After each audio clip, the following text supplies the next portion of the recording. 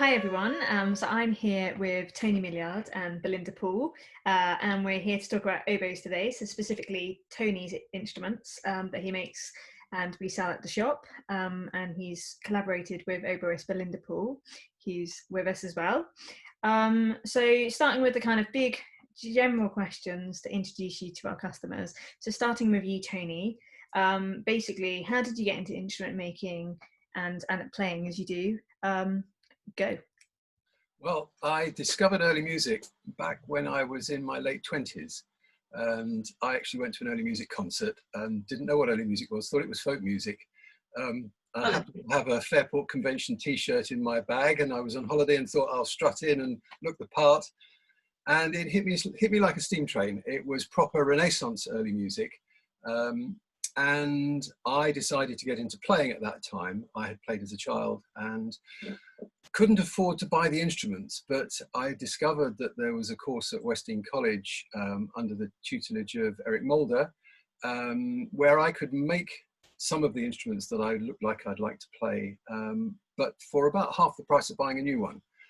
And so I went on to the course at Westdean and just loved it. And in my second year, decided that I both wanted to play Renaissance music particularly, and then to become a professional instrument maker. Then it was just a matter of planning my way out of a job that I used to have in London with a tie around my neck, building a workshop, and set up about 15, 16 years ago. And in that time have also got a lot better at playing and play typically late 16th century music with the group Piva, and haven't looked back. So yeah, it's been great.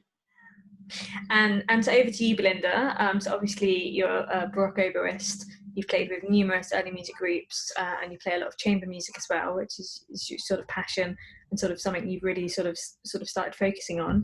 And obviously you also make reeds, and you've made the reeds for Tony's instruments that we sell, and we sell your other reeds as well.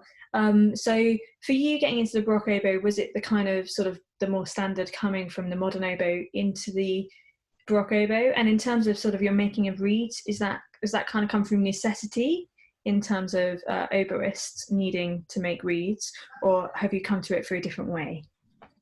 I started doing the Baroque oboe because I love Baroque music. My grandmother gave me a recorder when I was 8. And it was such a relief. I sat in the front garden over summer. I'm sure the neighbours loved it, teaching myself from a little book that came with the instrument. But I had been playing the piano extremely badly, and it was soul destroying because my little sister was so much better. So the recorder was a revelation, really. And then I took up the oboe because the lessons were free. And my teacher pretty much said from the first lesson, you have to make your own reeds. So I've been making reeds since I was 14. And I have definitely improved over the years. I got into the Baroque oboe because I was playing with recorder players, and I wanted to play a more appropriate instrument. But yes, that's where it all started. And then I got a scholarship to study overseas. I'm from Melbourne originally, and I studied Baroque oboe in The Hague, and then classical oboe and romantic oboe as a course in France, in Saintes. And yeah, that's how it all began. But the reed making was, obviously I've always been making reeds, but I kept coming across amateur players who thought that they were the problem, and I would make them reeds, and then they'd be able to play. And then so in terms of the sort of oboes in the market, so there are obviously, I think there are quite a few oboes on the market from various oboe makers around the world that are obviously quite expensive and maybe difficult for people to get hold of, and like any handmade instrument, they often have waiting lists and things like that. And obviously at the early music shop we have a lot of amateurs coming in, or sort of people who want to dabble in something and then possibly see if it's for them before kind of maybe sort of buying that kind of instrument. And I think, I mean, I had a conversation with you, Tony, sort of when you were sort of starting this, and I think it's very much your kind of thing. You wanted them to be affordable, and sort of so that people could actually get into the oboe. But sort of your collaboration with Belinda in making them, how did that sort of start? What was your first port of call when you kind of you decided to sort of go with this project? What was the first thing that you kind of needed to do? Well, I needed to make one that worked, and I was very fortunate in having some reamers which were lent to me by Eric Mulder, who I make bassoons with. And he lent me some reamers for the 415, which worked well, although I have since modified them to resolve one or two minor problems in the instrument's octavation. And I had always wanted to make Baroque oboes. When I started as an instrument maker, I remember going to the Bate Museum in Oxford and looking at all the wind instruments that I might consider doing. And the oboes I love the shape of them, and I decided that's what I want to do. But I got sidetracked for 7 or 8 years making flutes. And I had a growingly successful flute business. And in order to keep up with production, I began to think if I had some automated machinery, some computer-controlled lathes, then I could make flutes more efficiently. And so I bought a CNC lathe, and that suddenly gave me the opportunity, because I had spare time in the workshop, to think, well, I could now get back to making oboes, which I'd always wanted to do, but make them very efficiently, because the bulk of the work is done by the computer and the lathe and the machine. And it was that realization I thought, okay, well, I needed to come and see whether the early music shop would be interested in offering them for me. And although I can make reeds, I realized very early on that reeds for Baroque oboes are a particular thing, and somebody who really specializes in that would be much better than my spending the first 3 years making reeds that didn't work very well. And I knew Belinda from the early music show, and we spoke, and I got some reeds from her, and she took my instruments and developed the 2 reeds that we have that work particularly for the Denner instrument, the Denner oboes that we sell. So that collaboration was really me not wanting to spend what I knew would be a long learning curve getting reeds right, when there was somebody in reach who could work with me to do that. And we very quickly joined forces, and it's been very successful in that respect. But what I do when I make the reeds for the early music shop is finish them off with one of Tony's instruments to make sure that it's fitted to that instrument rather than, say, a Stainsby or an Eikentopf or something. Belinda, do you want to just talk about why the Denner stands well as an instrument to own as your first instrument if you're going to play early 18th century music? Well, it's not a typical Baroque oboe, but the Denner family were incredibly famous. So you're getting a Rolls-Royce instrument if you buy a Denner. It's German. It comes from roughly the area where Bach was working. So again, that ticks that box. If you're obsessed with the oboe music that Bach wrote, there's a lot of it. It's fabulous place to start if you're going to start playing the Baroque oboe. Denner is entirely appropriate. It's a fantastic orchestral instrument. It has body to it. It's unlike a lot of the French and English instruments. It doesn't get quieter as you go up into the top register. A lot of the more French style instruments will just fade into the string section as you go up, and that's a very particular effect that is appropriate for that sort of repertoire. But the Denner it soars over the top of an orchestra. If you've got pretensions to become a soloist, it's a fantastic choice. It's very stable, and the originals are actually closer in pitch than most to 415. So it's a great starting point if you don't want to redevelop an instrument. And I'll just show you. This is Tony's 415 instrument, and as you can see, it's quite chunky. It's really solid, and that's what makes it satisfying to play. It's safe, it's stable, and it's got a warmth to the sound. Yeah, it's a really good starting point, I think. The Denner that we copy is from the one in the Metropolitan Museum in New York, and Belinda's quite right. That plays at 415, so it's very much a copy of the original instrument.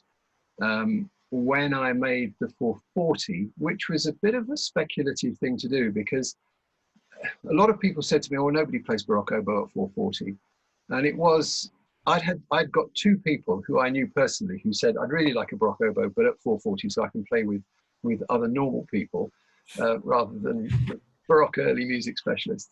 And so I said, "Well, I'll redo one," but I needed to scale the instrument to make it shorter so it played at the higher pitch of 440. And I knew that if I just shortened the existing instrument, the 415 instrument, it wouldn't work very well. And I needed to make new reamers for it that had a different taper in the bore that reflected the higher pitch of the instrument. It's not much of a difference, but it makes the instrument play comfortably with itself when you do that. And I think to our surprise, Emma, when we first said we would do this, I remember when you first put the 440 and the 415 up on the website for sale and put it into the newsletter. We weren't expecting to sell many 440s, but in fact, I think we probably sell more 440s than we do 415s, which shows that there is a market for people playing Baroque oboe with other people playing modern pitched instruments, which has been a nice surprise for us. Yeah, I think definitely as well. So, I mean, generally, sort of professionals, I would say, on the whole, come to the oboe from modern oboe as a second study instrument. Really love the music. Actually, there's a surprising number of recorder players that take up the Baroque oboe. I mean, it's a natural progression, really. Yeah, and I think that, I mean, as I studied recorder, I went the other way. So I went to Baroque flute. So it's either Baroque flute or Baroque oboe. You kind of do one or the other, I think, for a second study recorder player. And, you know, whichever way you go, the fingering is so similar to the descant recorder. Yeah. Anyway, you've just got those little, with alternative fingerings that you do on recorders and all of these woodwind instruments anyway, that there really isn't. It's quite an easy thing to do. So really, whichever way you go, it's that embouchure and the either playing the double reed or your embouchure at the flute, I think. But more and more, we're finding more sort of amateur recorder players sort of wanting to kind of do something a bit different, and especially potentially play a sort of louder instrument maybe, or sort of one where they can play in chamber music. And although there's such a wealth of recorder sort of chamber music, you are a little bit more limited when you're then playing with sort of violins or something in terms of sometimes matching sounds. And I think you can just sort of really open up your wealth of music if you sort of take up a flute or an oboe. And I think it's that as well, which is really kind of been the sale of the 440s, is kind of, especially sort of the massive amateur market that we have in the UK of recorder players coming and wanting an instrument that they would be able to play maybe with other recorder players, or sort of be able to play, you know, there's so many sort of people, their daughter, their son's learning the violin and they want to play something along with them. So I think that that's sort of really interesting. And not everybody has a cohort of people around them where they live that play at 415. And I think it's been a surprising success for us in that respect. No, especially if you want to play with string players. A lot of string players, it's, you know, they have a violin. They're not going to want to tune it down because you've got this wacky antique thing. So we did develop a different reed for it though, didn't we, Belinda? Because the higher pitched oboe needs a slightly softer and easier reed to help it have a good tone to it. And that's why we offer the two different types of reed. And it's just in the scrape, isn't it, Belinda? It's not in the style of the reed. The shape, the design, everything about them is exactly the same. It's just that the 440 reed is a lot freer blowing. I've made it from thinner cane to begin with, and then scraped it a lot more than this seems to be a feature of 440 oboes. They're very resistant, and they only work when you've got an incredibly free blowing reed.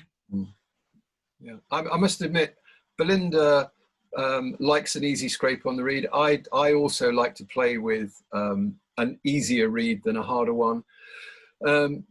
But there's room in the reed to take a little bit off to taste if the player would like to scrape a bit away and have it even easier. And I'm sure if they wanted a harder reed, we could arrange to supply definitely. one.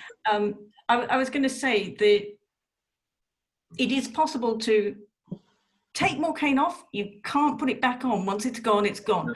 No. So I was going to say, quick tip for people who find the reed they've bought too hard. You need one of these, which is called a plaque or a tongue. And I think for the Baroque oboe, this is a particular, I mean, it's a Baroque oboe one, but you can get quite small bassoon plaques. You need something with a convex shape. I don't know if you'd see, it's not completely flat. And that's so that when you put this between the blades of your reed, just find one.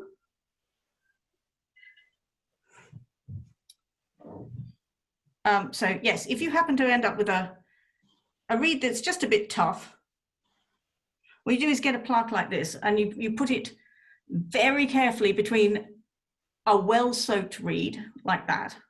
Then you support the reed with your forefinger here so that you don't exert too much pressure on the top. If you do that, you'll split the reed. So you need to support the reed while you do this.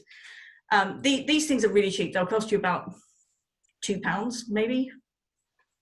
Double that if you get an expensive one. Then what you need is incredibly fine sandpaper. And I mean, you know, start looking at 1500 grit, even 2000 if you're a bit hesitant about the damage you might be causing. Wet and dry sandpaper, very fine grit. What you do is just run that sandpaper over your damp reed. And what that does is take off the little fibers that are sticking up from the reed itself, and they just add resistance to the reed. So once you've just shaved off the top layer of hair, you will find that your reed is suddenly brighter, freer, and much easier to play. So anyway, that's what a quick fix you can do if you've got a reed that's just a little bit tough and you don't want to start digging out reed knives and making your own. and ruining your reed. And ruining your reed, yes, exactly. You can do this really safely. It's very difficult to take off enough cane with, say, 2000 grit sandpaper. So a little bit more on the Denner model. And so the kind of question with a lot of Baroque oboes is about the fourth finger hole and whether that is single or double. And now it is single on your Denner. So how did you come to that decision?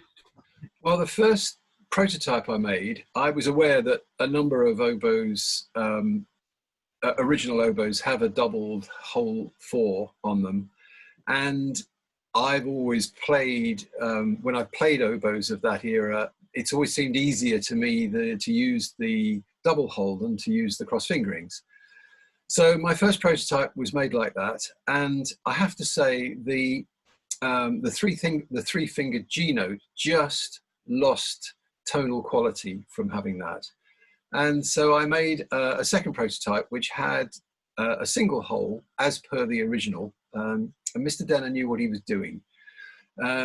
And the tone quality of the G note improved tremendously, and actually the cross fingerings worked really well. The E flat key, so the E flat key here is a really important key on a lot of these Baroque era woodwinds. Very important on the Baroque flute, and using that in addition to the cross fingerings that are called for on the fingering chart, produces good quality Fs and F sharps. And so I decided that tone quality was better than having an instrument that seemed easier to play, and actually you get very used to the cross fingerings very quickly. So that was my reason for doing so. Interestingly, on the Eikentopf de Moray, which I make and the Early Music Shop sells, it does call for a double hole 4, and I've tried making one of those with a single hole 4, and the cross fingerings just don't work. So it's all about what's in the bore, and with Mr. Denner's bore, it works better with a whole 4 that isn't doubled. In most early fingering charts, you don't use a half hole for the F sharp. It is completely covered like that. And if you've got a doubled whole 4, which is there for various other things, other reasons, often if you try to play the F sharp like this, I mean, it looks like it's meant to be an F sharp hole, the split hole, but it isn't really. If you play an F sharp using the original fingerings on these instruments, it actually works, it's in tune. Whereas most models, you've got to use some really contorted, let's find an instrument with loads of split holes, yeah. So, I mean, rather than ending up doing this, which makes life incredibly awkward, I mean, you can't just rip up a D major scale. On these instruments, they work like the original fingering chart suggests they should, and you can use a really simple fingering, and it just means D major is not a problem anymore. And then Tony, just talking about that, you mentioned on the oboe d'amores, so that's the sort of second model that you've brought out. So just a little bit on those. Yeah, sure. I looked around at a number of different icon-top models. I looked at some other possibilities as well, and I mapped out the bores on graph paper, and you can tell a lot from the bore. And Mr. Eichentopf clearly experimented in his lifetime with different bores. And I've been lucky enough to play 2 or 3 copies of Eichentopf instruments. And it was interesting that some of them have quite nasty octavation problems in them. The E note particularly does not octavate well and is very sharp in the second register. You know, if you've got this sort of bell, it really messes with the E note. Yeah, it yeah. does. So yeah. I looked at the bore graphs, and I've been making instruments long enough to have a feel for what might or might not work. And some of them were quite naive. They were quite straight, and the bores are not straight cones. They have lumps and bumps in them, which are critical to making the second register work well. And there was one that I felt had got a lump and bump in just the right place in the bore, that might sort out the second register E. And it's the one that's in a museum in Venice. So that became my first model. And I found a combination of using that Eichentopf bore and some very careful undercutting in hole 6. So when they're tuned, the wood is taken out from inside the hole, and we call it undercutting in a sort of north, south, east and west directions. And I discovered a particular way of undercutting hole 6 that stopped that second register E from flying and becoming sharp, which is really hard to do anything about as a player. And basically the secret I discovered was to only undercut it in an east and westerly direction. If you even touch it in a north or southerly direction, which you might want to do to improve the tone, it just goes 20, 30 cents sharp in the second register. So I think I was lucky. I hit on the Eichentopf model that was least likely to do that, and an undercutting regime that helped support a second register E not being too sharp. So that's where we ended up. The Eichentopf is, I think, if I say an average model, Belinda, of d'amores, it's a good workhorse if that's what you want. Well, you know, you're not going to be using it for very much. Well, apart from this wealth of cantata repertoire from Bach and the oratorios and the masses and things. It's very particular to Germany and also the north of Europe. You get quite a lot of Swedish compositions for d'amore. They tend to be by German composers. So it's, and also there are obviously 2 different sorts of d'amores out there. There's the really sweet, gentle, subtle version. And then you've got this kind of really butch, kind of pastoral sound. And you get a bit of both in, there are concertos by Telemann, for example, which are fantastic. You should buy a d'amore just so you can play the Telemann oboe d'amore concertos. And they have a really rustic feel to them. In the slow movements, they're really soft and gentle, but obviously you could seriously let riff. And I think this is kind of the model you've lit upon. You can play it very sweetly, but it also has this other dimension to it, which I find really useful. Well, it is interesting that the bell messes things up, and certainly the ones I played, I remember talking to Belinda when I was developing the D'Amore and saying, these have got some difficulties in them. They're not comfortable with themselves. And it took me quite a lot of research and making a lot of very pretty firewood before I landed upon something that I felt I could play without having these sort of inherent vices in it. And it's been very pleasing to get feedback from some of our customers who've said it works. And I felt very pleased to hear that come back, because it was something that I thought worked for me. But just because it works for me doesn't necessarily mean it works for everybody else. But it seems to have been well received out there. Well, because you're not a professional oboist, if it works for you, it should work for everybody, because you're not going to be constantly, adjusting and tweaking and adapting and trying to make it do something. I think, if you're not a professional player, and I think this about a lot of professional makers, they make fabulous instruments, but they've been tailor-made to their own specifications, often. And I think in your case, you hit upon the Denner oboe, and you just copied it exactly. You didn't question it particularly, apart from the small sort of excursion with the double hole. I think that's a massive advantage, because you're not setting out with a preconceived idea of what the instrument should be. Yeah. Now I'm coming at it from being a shawm player and playing earlier instruments than this, which are riddled with problems for the player. And anything you can do to make it easier seemed to be a good thing to me. So. Definitely. And then just there, Tony, and before Belinda, so Belinda, you touched on the crumhorns, and Tony, you just touched on the shawms there. So are people right to think that the oboe is a sort of continuation of the shawm? It's the development of the shawm, or are they sort of two different instruments? It really came out of the alto shawm rather than the soprano shawm. I'll just show you and you'll see why. So this is a soprano shawm. I don't know how much of it you can see. And right, this is the earliest Baroque oboe. And if you try and play them, you see with the Baroque oboe, the hand is actually quite a long way away from your mouth. It's almost as though I'll demonstrate on this one. And this one, your hand is really close to your face. And everything, and all these holes, they're not there for your fingers. They're just resonance holes and tuning holes. And everything from here down is simply there to amplify the sound. So Tony, do you have your alto shawm? Because this is really where I do. It's a modified alto shawm, or a pommer. It's much longer than the oboe. Still, the hands, the finger holes are further down the instrument. It's much more like it's much more like an oboe than the soprano shawm is. So I would say it came out of, and there were soprano pommers too, but it came out of that instrument, not this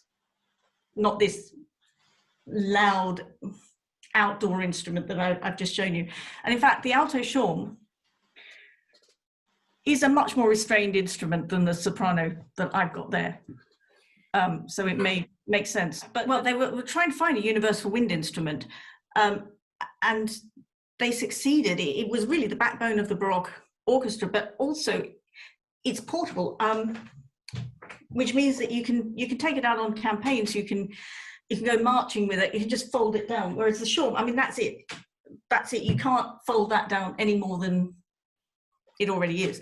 Whereas turning your shawm into a three-piece, I mean, it's very portable. It's just tiny bag, you're off.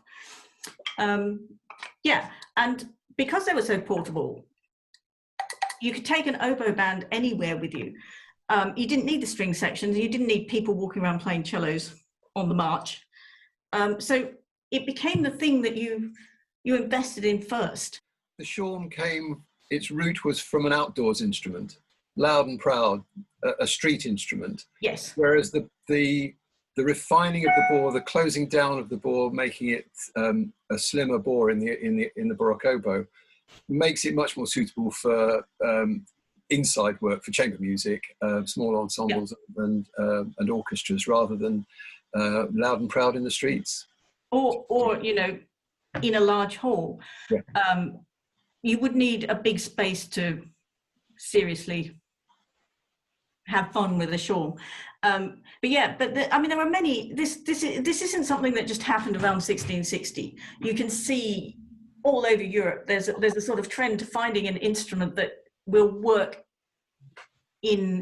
indoors with strings, with soft instruments, but is still bold enough to be used outdoors. It just lends itself to overblowing and creating harmonics in a way that, I mean, the shawm is just so one directional. You've got to work quite hard to play it. I mean, you can get 2 octaves out of them, but no one wants to hear it. Yes, but you've got to take a run at it, and you've got to clench everything you've got. Yeah, and as I said, no one's going to thank you for that. The first time I played up in the top, I looked at the fingering chart on the Baroque oboe, and I've got fingering charts for the shawms that I play. And I tried going up there on the shawm and thought, yeah, this is really hard work.